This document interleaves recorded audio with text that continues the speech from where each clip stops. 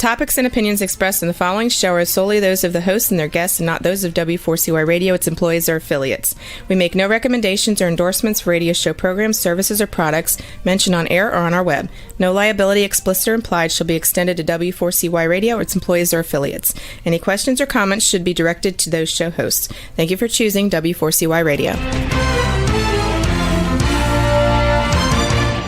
Welcome to the Ask the Expert show on W4CY Radio and Talk4 TV, where we bring you educational information from top local experts in the fields of legal, health, financial, and home improvement. Now sit back and listen to experts in family law, association law, hearing loss, business brokers, home care, along with many other topics. Now here are your hosts, Steve-O and Sophia. Hey, good afternoon, Dallas. Welcome to another Ask the Expert show where we bring you the top experts in the field of legal, health, financial, and home improvement. You know, a lot of people don't think that we read all these emails that come in, but we read every single one of them. And there was one email, or I'm saying not just one, but there was a topic that we got so many people asking us about, and that is personal injury law, especially auto accident injury and slip and falls. And we found one of the top attorneys in the Dallas-Fort Worth area. Let me introduce you to attorney Robert Slim. Good afternoon, attorney. Hello, Steve. How are you? Well, I think you all in Dallas sent us here in Florida all the rain, because we sure have it now. But I'm glad you're here. I'm so glad that we hooked up and that we could basically answer a lot of people's emails going, how come you don't have a show on personal injury? And we did our first show last month. You'll be back with us again next month. We're so excited to have you, Robert. Well, I'm excited to be here. Thank you. Tell everybody about your firm. Well, my name is Robert Slim, and I have a solo practice here in the Dallas-Fort Worth area. I have an office here in Dallas, but I practice all over the Dallas-Fort Worth area. And I specialize in personal injury, mostly car accidents. I handle, some slip and falls and other injury claims, but I would say 90 to 95% of my practice is car wrecks and people who get injured in car wrecks. And I've been doing that in the Dallas-Fort Worth area since 1995 when I was first licensed as a young lawyer. And I worked for a firm for about 4 years or so and cut my teeth on that area of the law and went off on my own in 1999 and have been on my own since. So that's what I do. That's what I like to do. I find it very rewarding because what I'm doing is helping people. I'm helping people in a confusing time, a very confusing time, and dealing with very confusing issues. So that's what I do, is just help people get through the confusion of a personal injury claim if they ever find themselves involved in one,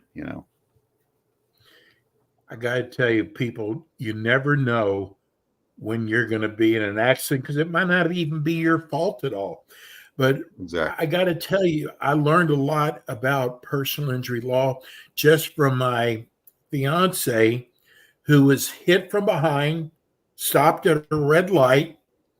They pulled over, exchanged information, and he said, I don't want you to report this to the police, even though she did. And come to find out, he didn't even have insurance. Right. That's probably why he didn't want the police involved. Exactly. He didn't want to get a ticket. And, in some places they might even impound your car, but that's very rare. I mean, normally they just get a ticket. Well, we're going to be talking about auto accidents today. First of all, it is so important that when a person's in an automobile accident, they hire somebody, especially if you're injured, to represent them, Robert, because if you try to do this yourself, you're going up against some very powerful insurance companies. Is that correct? Absolutely. Absolutely. I mean, I compare it to bringing a knife to a gunfight. And that's exactly what you're doing. I mean, that's exactly what you're doing. You handle this yourself. You're inexperienced in this area, and you're going up against somebody who probably has 100 claims on their desk at that very moment. And they know what they're doing. And they know where the traps are. They know where the signals are that can, end up ruining your claim. And you end up having the most difficult time handling it on your own. And then 2-3 months down the road, when you realize you're in over your head, then you go out and try to find a lawyer. And it makes it even more difficult for you to find a lawyer then, because the lawyer knows that they got to spend so much time and maybe some money undoing everything you've done. And so it's just better to get a lawyer from the outset, get everything going in the right direction from the very beginning. And yes, it is extremely important, because it's a legal claim you're involved in. It's not an insurance claim. I don't want people to, when you're in a car wreck and when you're dealing with the other person's insurance, that insurance company is there to protect and defend their driver. And so when you're dealing with the insurance company, it's just as if you're dealing with the driver's legal representative. You're involved in a legal claim. So don't be confused and think that you're dealing with an insurance claim, like if your house gets hit with hail or something and you need a new roof or something like that. That's an insurance claim that normally you can handle on your own. But when you're going up against another insurance company from a guy who hit you and hurt you, that's a legal claim. And you need to get legal representation. It's that simple. Robert, I don't know how this happened, but I was on the internet before the show, and a lady was talking. She was an attorney. Now, I don't know what state she was in, but she said that 91% of automobile accidents end up settling. Is it that high? Yes, it is. I mean, I would say that 91% of most legal disputes, whether they're car accidents or not, settle. It's very, if it didn't settle, I mean, the courthouses are crowded enough. So you can imagine if every case that gets filed, every dispute that anybody has doesn't get settled or resolved in one way, there's no way anybody would get to trial. We just don't have the tax dollars, manpower, or facilities to try every single case because two people have a legal dispute. Now, when it comes to car accidents, you're dealing with an insurance company. Insurance companies, they do look towards settling cases because a lot of times insurance companies don't want to take chances at trial. The only time an insurance company is going to take a chance at trial is if you have a really, really bad case, because insurance companies they only like to take calculated risks. They really don't like to take too many risks. And at the same time, if an insurance company has to take to trial every single case, every single claim they have, well, they don't have the manpower, money, or the ability to do that. It would be impossible for them to do that. So yes, the vast majority of cases do settle because it's just too expensive to try and take to court every single claim they have. I don't remember if I discussed this last time. My son, who lives in Dallas, who thinks he is the top negotiator in the world. He's not an attorney. And his wife was in an accident. And instead of doing the smart thing and hiring an attorney, because he is the negotiator in his mind, decided to do it himself. And I'm going to tell you something. He will tell you today that he left so much money on the table by not having an attorney. He admitted it. Yeah. Well, you use the term negotiation. It's really not a matter of negotiation. I like to say it's more a matter of presentation. you want to make sure that the claim is set up properly and presented in such a way that the insurance adjuster sees that the claim is very risky from their point of view. And so you want to present the claim in the best possible light in your favor. And so negotiation, yeah, there's some negotiation in it, but it's the real trick is presentation and making sure that the case is properly prepared, properly presented in a way that it demonstrates the highest value that you can get out of it. So you want to present it properly. And part of presenting it properly is not just demonstrating to the adjuster that you are injured, you have medical bills and such and so on and so forth. You also want to have the adjuster look at it from the standpoint that if a jury looks at this case, we've got some problems. So you want to present it in a legal fashion in a way that, that the adjuster sees it as a risk if they go to trial or if they want to make this an extended legal dispute. So it's more a matter of presentation. I can see people are sitting here, they're going, because I introduced you as one of the top auto accident attorneys in the Dallas-Fort Worth area. They're going, I could never afford this attorney. Tell people how you are compensated. Yeah, well, there's a misconception out there that attorneys get paid by the hour, and that's not a misconception. Lawyers do get paid by the hour, but personal injury attorneys don't. Personal injury attorneys, and I would say 99.9%, I've never met one that gets paid by the hour, but they are paid by what's called a contingency fee arrangement. And a contingency fee arrangement is just like what you hear on TV. We don't get paid unless you collect, or when we, if we win, then no fees unless we win, that kind of thing. So the lawyer enters into an agreement with the potential client, and the client signs a contract that says, we will agree that the lawyer will take a percentage of whatever is collected on the case. And typically that's a third, 1/3 of whatever is collected. And it could ratchet up to 40%. I've seen lawyers go up to 45 and 50%.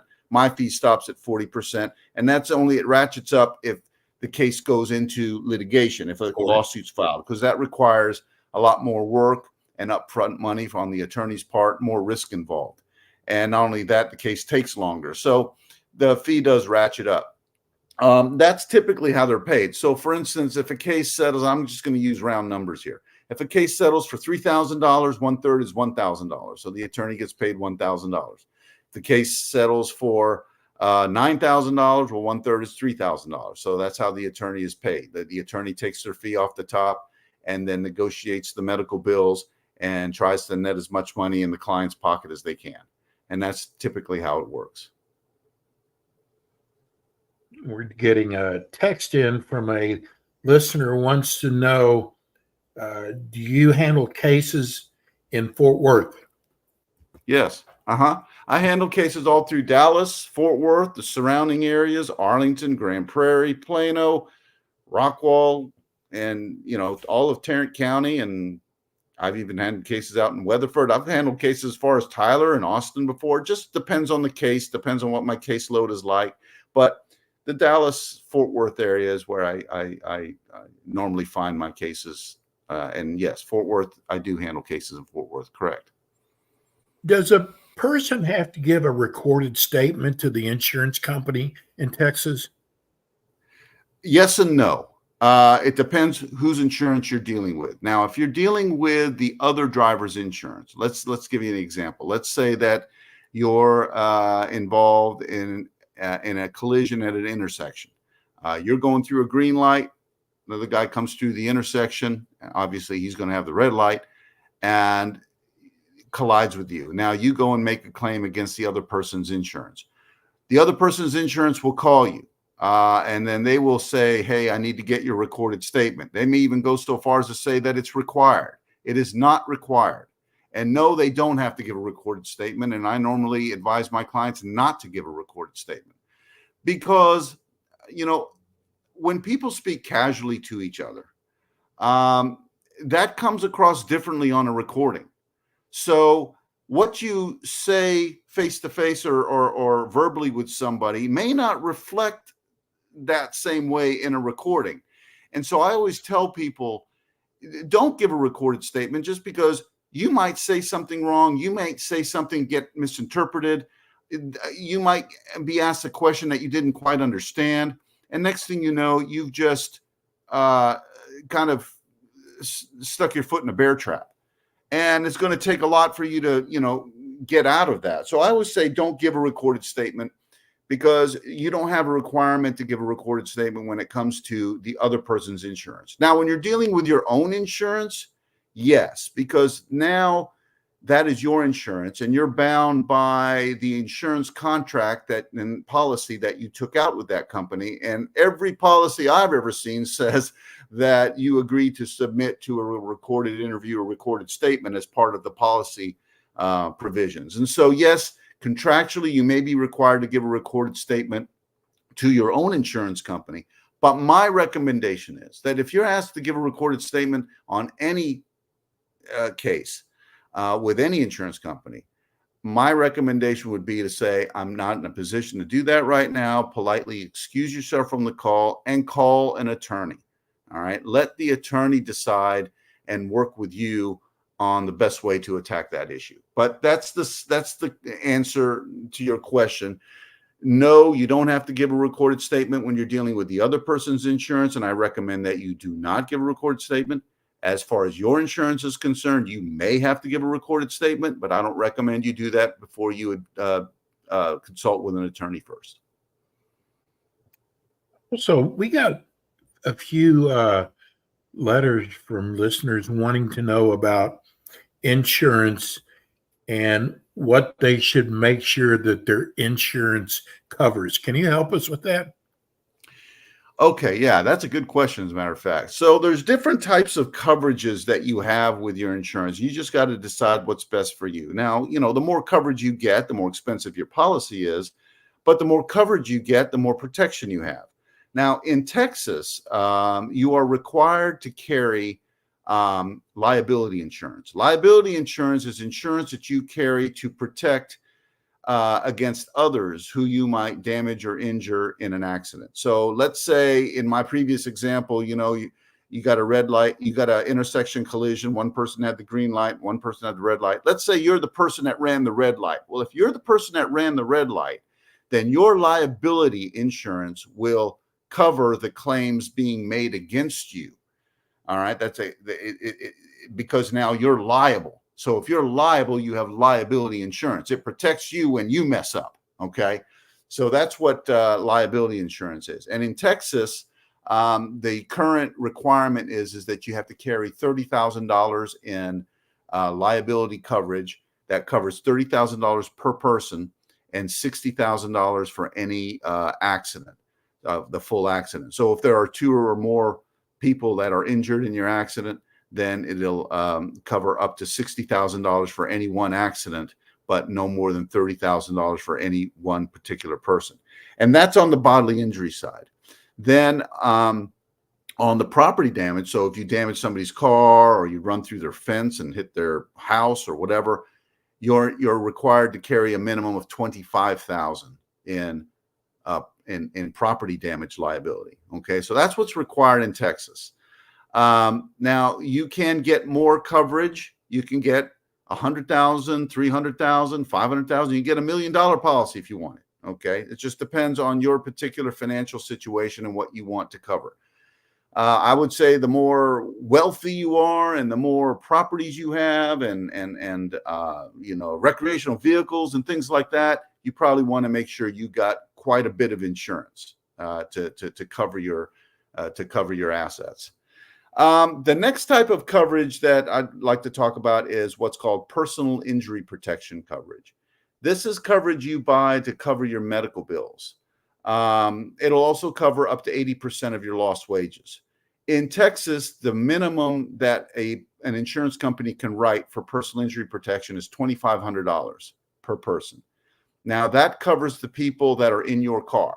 So if you're in an accident and they have medical bills, you and your passengers, they each get $2,500 in coverage for medical expenses and lost wages. You can buy more coverage. You can buy $5,000, $10,000. I've seen $25,000 in personal injury protection. It's also called PIP, PIP, personal injury protection. So that's another type of coverage you can buy if you want it. It does come in handy. It really does. Now, here's a type of coverage that I think is pretty important. Uninsured motorist coverage.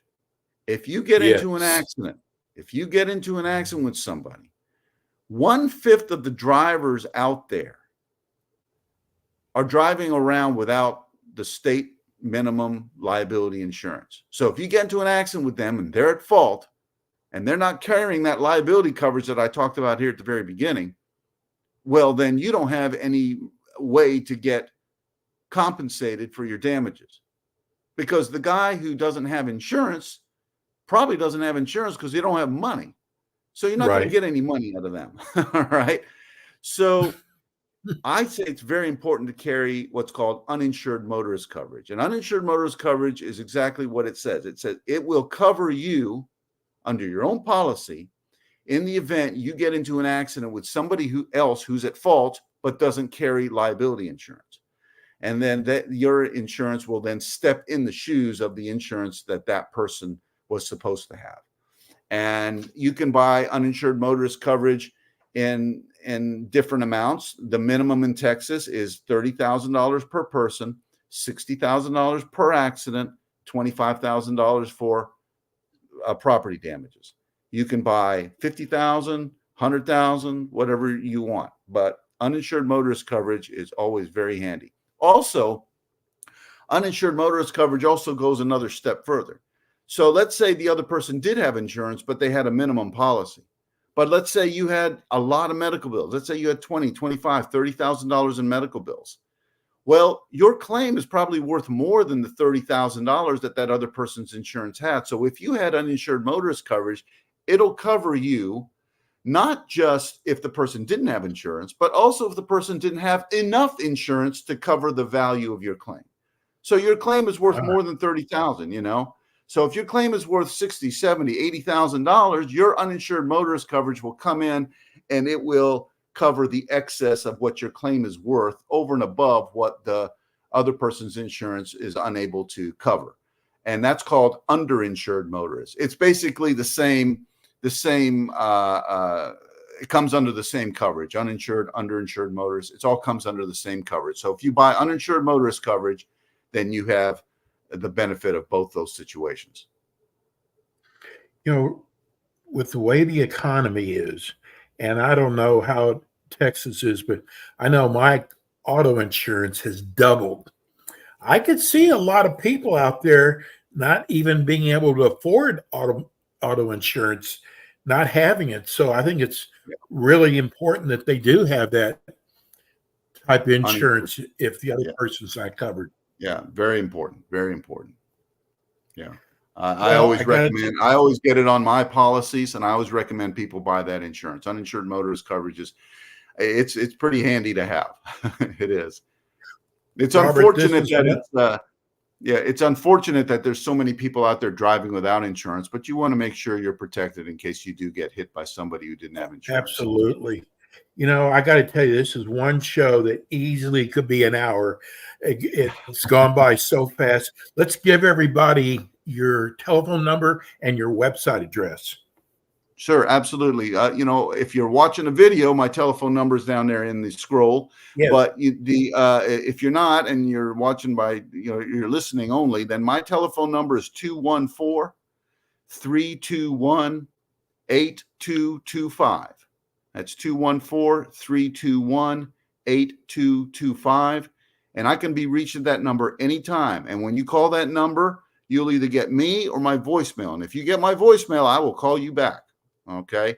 And you can call that number anytime. When I'm in the office, of course it rings in the office. And if I'm not in the office, I have it forwarded to my cell phone. So I'm always happy to hear from potential clients, whether it's during business hours, after business hours, weekends, holidays, I don't care. You call that number, 214-321-8225. And my website, if you want to come to my website, It's rcslawfirm.com. So RCS is my initials, Robert C. Slim, rcslawfirm.com. Robert will be back with us again next month. Robert, thank you so much. Great show today, and we'll see you again next month. Appreciate it. Thank you, Attorney Steve. Robert Slim. We're going to go to a real quick break. When we come back, we've got a great expert, a great show. We'll be right back. And we are back with the Ask the Expert show on W4CY Radio and Talk4 TV with your hosts, Steve-O, Sophia, and their expert guests. And we are back. This is the Ask the Expert show. We bring the finest experts in the field of legal, health, financial, and home improvement. This is another one of those shows that we got so many people asking us about, and we just did not have an opening. And when we finally got one, we were so lucky to find one of the greatest business brokers. The name of the company is Zoom Business Brokers. Do we have Sarah there? Yes, I'm here. Hi, Sarah. Hi, Steve. How are you doing? We're doing great. I'm so, you know what?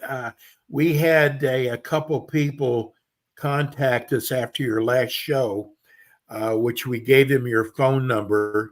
But really, they were congratulating on having such a great show topic, because a lot of people don't know what a business broker does. And, you know this business.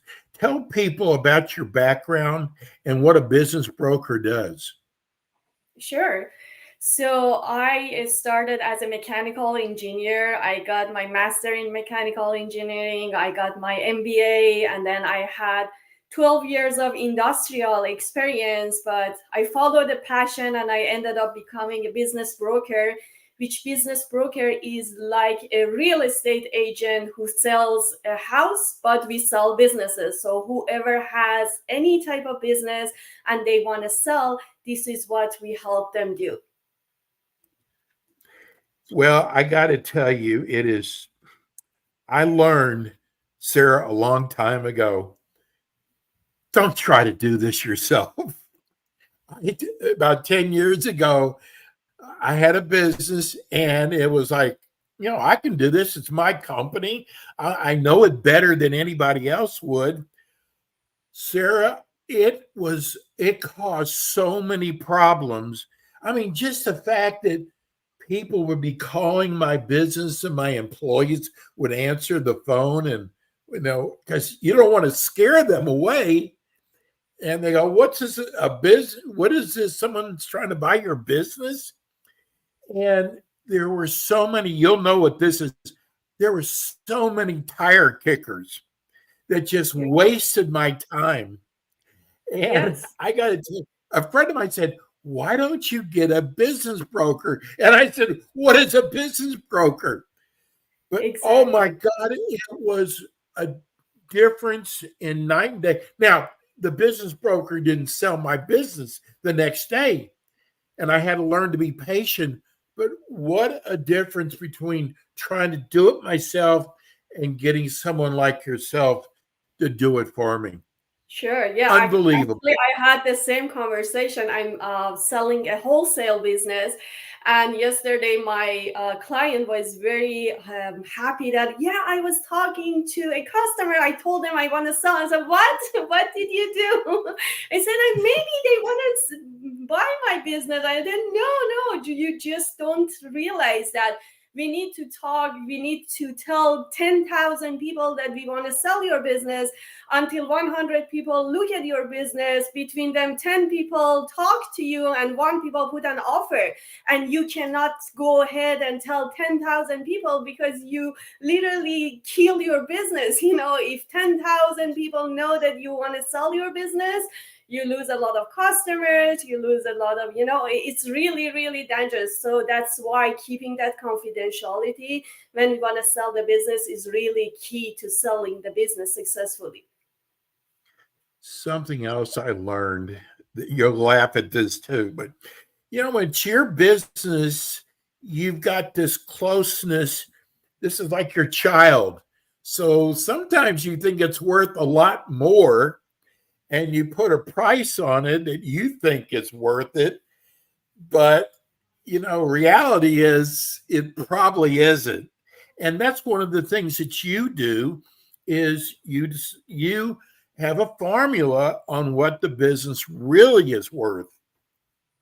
Yeah. So, one of the things that whenever I want to discuss the valuation with my clients, I have a slide that I show them and I tell them, look, the business is so many things for you. It's your legacy. It's how you were in the community for so many years. It's a lot of hard work. It's a lot of different things to a seller. But for a buyer, it's just a money-making machine. That's the only way. The first thing they look at your business is whether this machine will continue making the same amount of money that is making right now or not. So it starts here. That's really important for the sellers to understand. That's the way that we need to look at the business. That's how we come up with the valuation. Or otherwise we cannot get it to the results that we need to get. We had a few questions and I didn't want to answer for you, so we gave your number. They wanted to know, do you do buying and selling of businesses? So we don't buy or sell. We are intermediary between the buyers and sellers. Don't forget that. But you represent both parties? I mean, do you represent people who are looking to buy businesses as well as people who want to sell their business? So the market that we are in, usually the way that it works is that there are not that many great businesses to sell. That's why whenever we have a good business, we put it in the market, there are so many buyers who come forward and we eventually can sell the business. But for that reason, for a lot of experienced broker, it doesn't make sense to work with the buyers, if it makes sense. So, but literally a lot of times when we represent the seller and the buyers come in, we end up being a dual agent in smaller deals. In larger deals, a lot of them have their own representation, so we only represent the seller. But to represent only the seller, at least in our firm, it's not that common. Gotcha. Now, I want to ask you this. What about manufacturing businesses? Are they harder to sell than other types of businesses? Yeah, manufacturing businesses are one of the most complicated type of businesses that we sell. That's why not all of the business brokers touch manufacturing. A lot of times, a lot of things come in and break the deals. That's why it really is important to work with somebody who goes into all of the details and puts a platform that helps a business sell eventually. There are a lot of details that goes into selling a manufacturing business. What are some of the key factors that make manufacturing businesses attractive to potential buyers? So, first of all, as I explained for you, don't forget that it's a money-making machine. So everything starts from the financial as any other business, okay?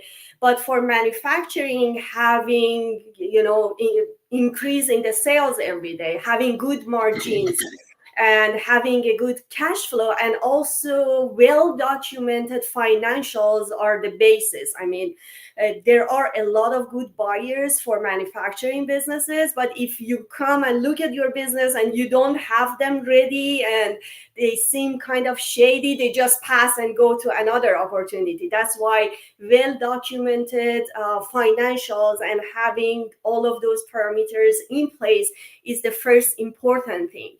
But other than that, there are so many other aspects that is important. Like there are more than 20 different things that we consider whenever we want to evaluate a manufacturing business. We do a comprehensive valuation on the business. And let me tell you that sometimes we end up suggesting the owner that maybe it's not really the best time for you to sell the business.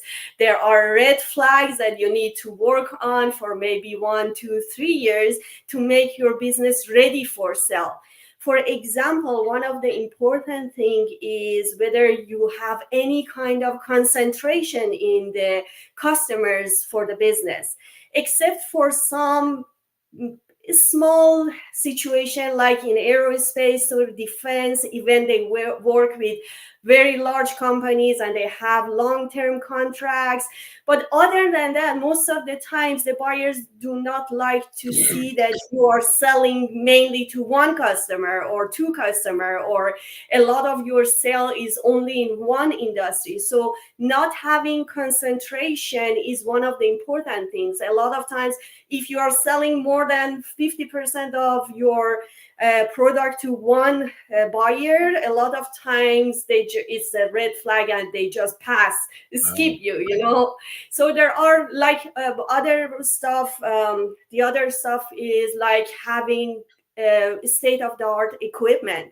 A lot of times when we are dealing with a 30, 40 years old company, over the years, now new machinery are coming into play and they are still using those old machineries with lower efficiencies that are needing more like electricity, more manpower to run and produce something. And for a buyer, it's not feasible to buy that business because they don't want to pay all of those extra costs. So there are so many different things that goes together when we want to sell a manufacturing business.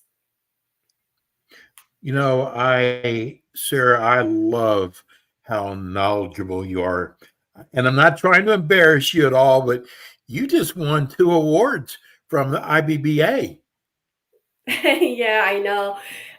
So IBBA is the largest association of business brokers, and every year they have some awards to business brokers who have sold the most number of businesses and the highest value of businesses.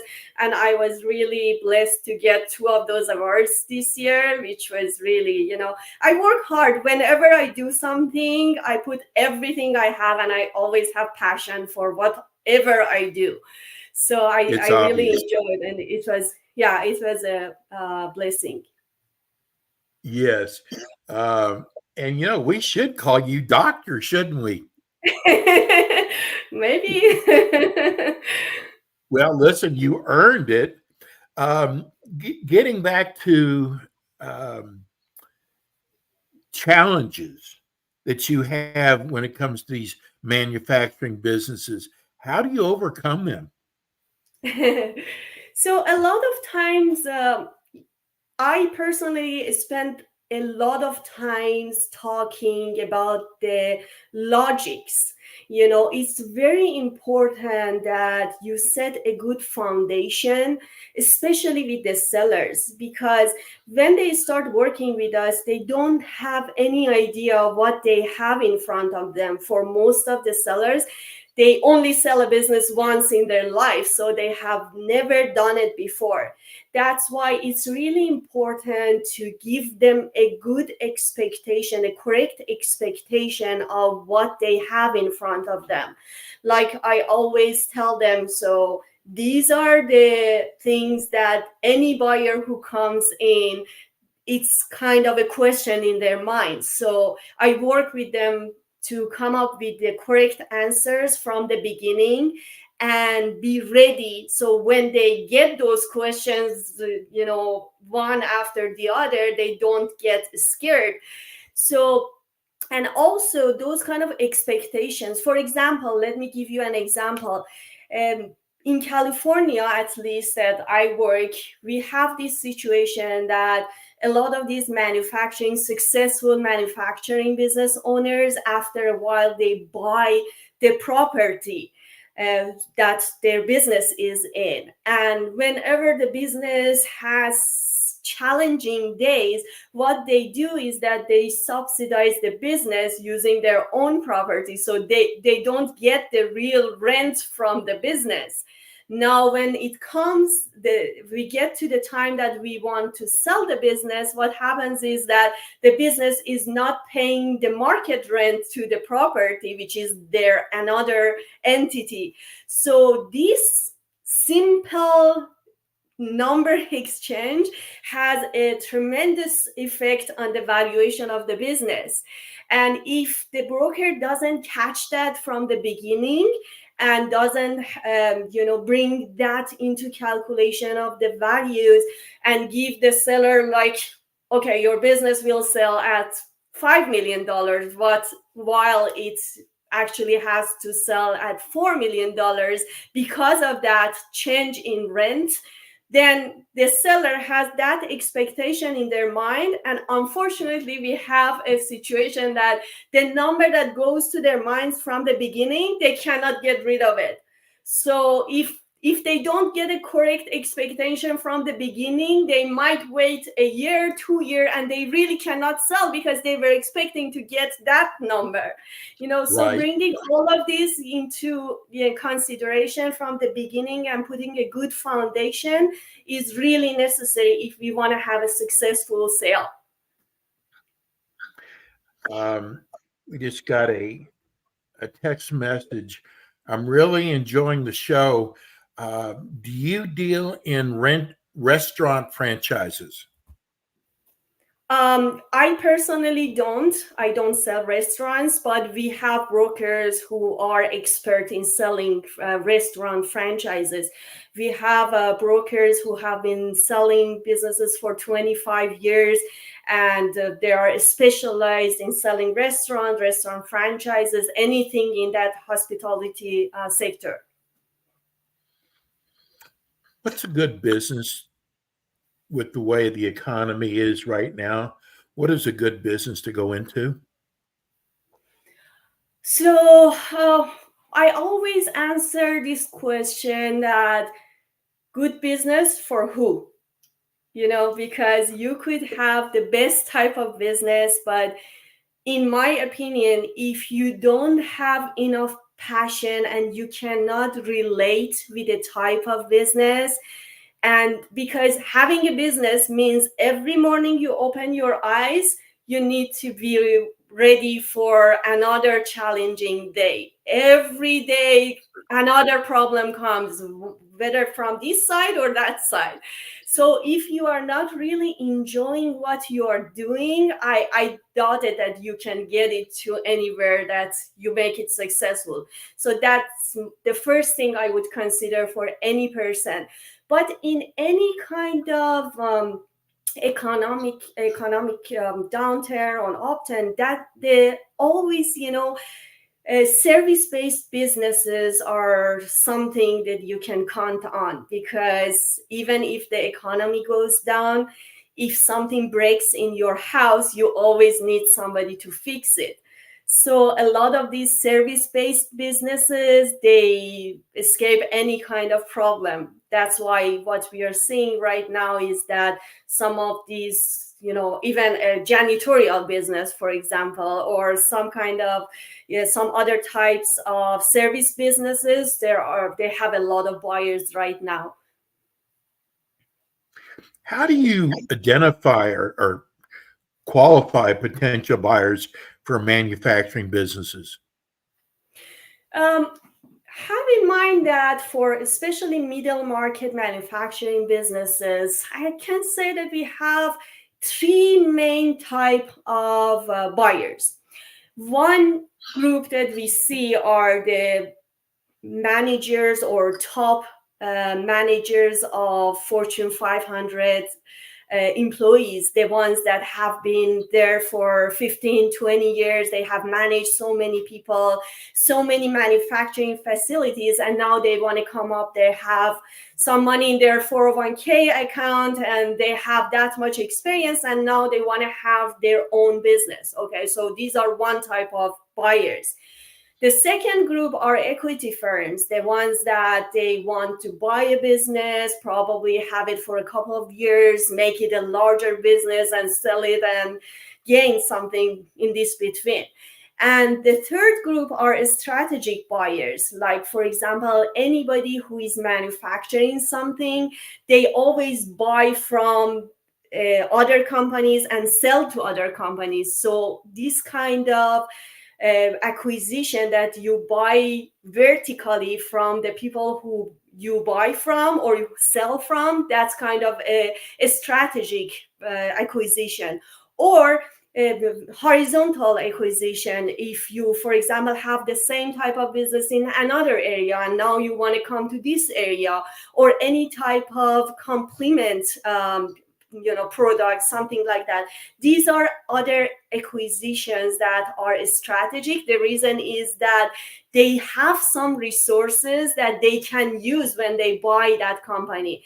So for any type of these three groups, there are other buyers as well, but I would say these are the three main important parts.